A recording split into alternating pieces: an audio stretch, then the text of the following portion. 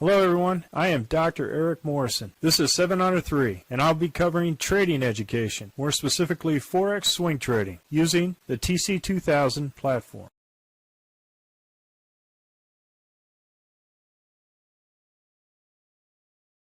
Hello everyone, this is the week in review for the 21 Forex currencies for the week of the 17th of May to the 22nd of May. And I want to start off with the trade log.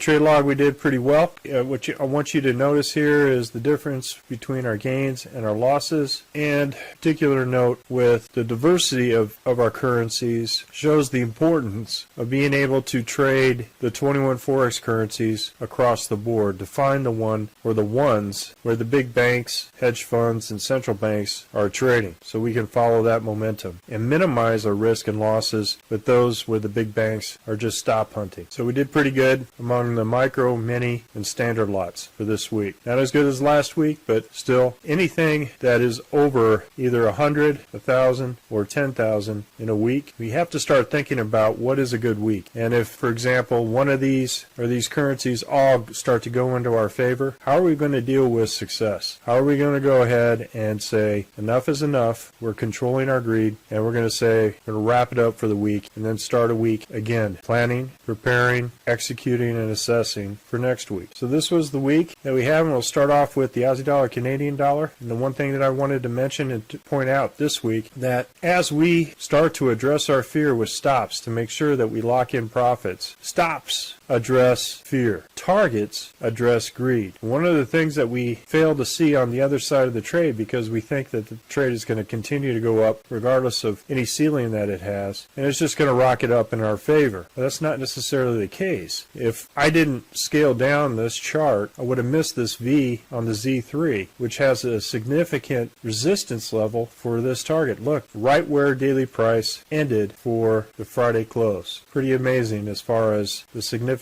of this V. Now for our plan for the for next week, we're going to go ahead and move these weekly targets to the high and low of this weekly candle for this week. But I wanted to go through some of the slides and point out some very interesting points of our trades that we did for this week. Aussie dollar Swiss franc was a loss, was a stop. We had our initial entry here on this high of the weekly candle, and then we were stopped out here, and then we were stopped out here on initial short. And we don't trade this anymore because then it looks like there is a significant point. You look at it right here, a significant point where price is at, either resistance or support. If you look at this Z3V, look where price started just to huddle around. It's the same for this area too, and this area, and this area. So these V points on the Z3 are significant points that we need to look out for potential targets. And if we blow up the chart, we may not be able to see the whole operational picture as we do. We may go into a tactical trade not knowing on the operational side that this V is located right here, and it has some significant price level to where the big banks go stop hunting it. And that's what they did. So we'll be moving our high and low for this particular currency too. Aussie dollar, well, I did notice Z3 here, and I went ahead and put that as a target. So stops address our fear, targets address our greed. So we make sure that we put in our targets to make sure that we lock in this profit if it decides to go in this location. Because you look right at that Z3. Price did not go any higher up there or stay higher than this Z3. Very interesting effect here. And then you have another V over here that also had some significance in terms of resistance.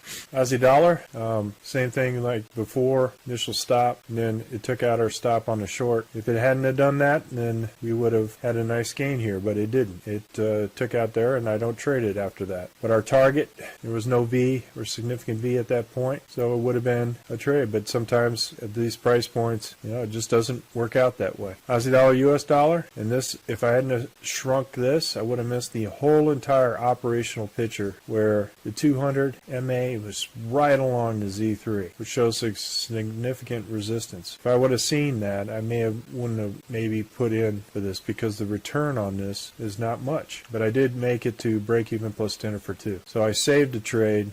We need to watch out for these double-lined Z3 200 MA resistance points because price is going to have a difficult time getting through that. And same thing here. Look where the V has here in the height of this tail here. You look at this significant sell right here at this point, you get a particular gain for the Canadian dollar Swiss franc. Here, another V hits that price point and comes right back down. So the bends, the Bs on the Z3 are significant targets. So look at that to plan your targets for either a short, would have been an upside down V right here, or this location right here for a potential target for the downside. Same thing here. We had, as soon as we had broke above the 200 here, immediately got it up as high as I possibly could for a break even plus standard for 2. Because I knew that if this could have been a good target too for us right here at the Z3. But I wanted to make sure that if the big banks are playing stop hunts on this to get this to break even plus standard for 2 as fast as possible. Euro Aussie dollar, no trade. It's right at the 200. Euro Canadian dollar, same thing. Right, had it at the hump of the dragon. Minimize the loss there. If it doesn't decide to go up there, we could have had a target here at the RL90 or at the Z3. Usually try to go for the lower target. If you look on the big picture, here's where significant price action is going up and down. So right at the Z3. Interesting how the Z3 shows us where the price levels have problems going either north or south. That's a good way in your plan to target those areas. Euro Swiss franc, just missed this. I may think about just putting in the longs at that point. It may have the target here at this Z3 or the short, continue to go down until I hit this bend right here. But you see here, the Z3 is at the bend. So maybe I wouldn't have had a short at this because the Z3 looked like an incredible support area for this. It would have been hard and difficult to do.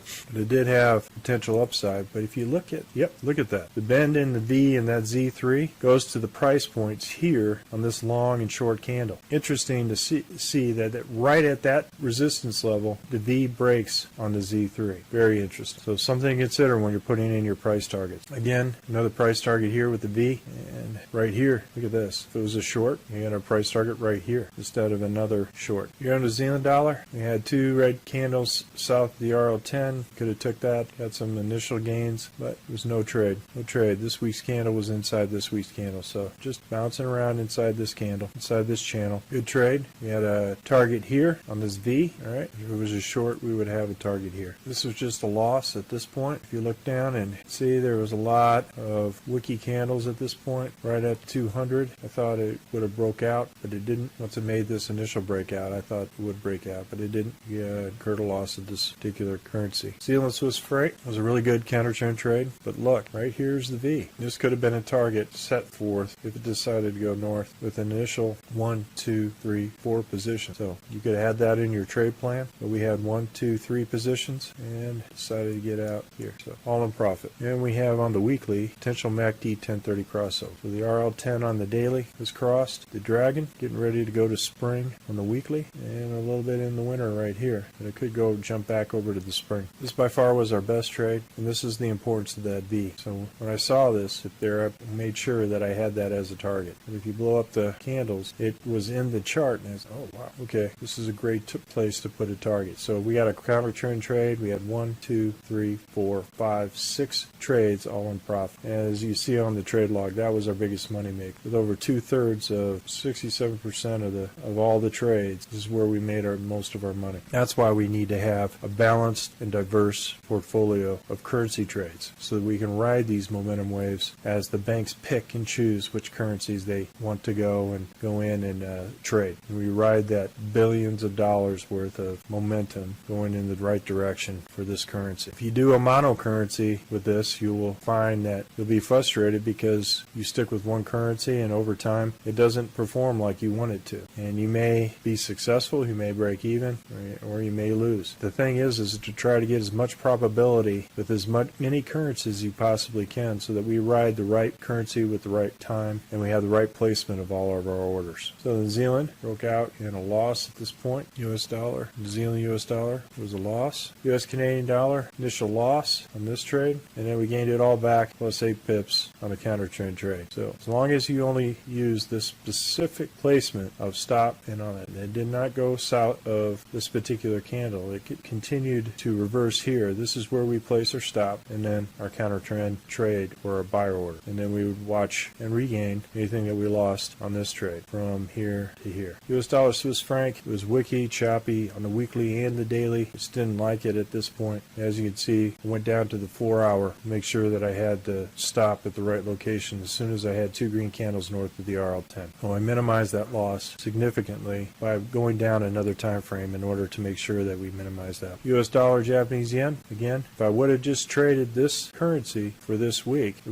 would have been a loss for the week on the swing trade. That's why we use all 21 currencies to trade. So we had our initial long and our short at this point, and both were stopped out. We're going back over to the trade log. It's important to make sure that, like in this case, we had for the New Zealand Japanese yen, we had 6 orders in for this point. And as you can see, we had 2/3 of all our gains for this gains of this week with the New Zealand Japanese yen. And this is what we need to do, is that no matter how many losses that we try to minimize the losses, minimize our trades so we don't spend so much money on fees, and minimize our time in front of the charts. This will help us on the swing trades to plan our trades, plan our stops, and plan our targets. And remember, stops address fear, targets address greed. Well, folks, that's all I have for the weekend review for the 21 Forex currencies. We're currently conducting a Forex bootcamp and a Forex intermediate course. If you're interested, click on the link below. And remember, ruthless risk management. And I'll see you on Sunday for the week's open on the Forex and the weekly plan for next week. Happy trading, everyone. Enjoy your weekend. Well, if you like this video,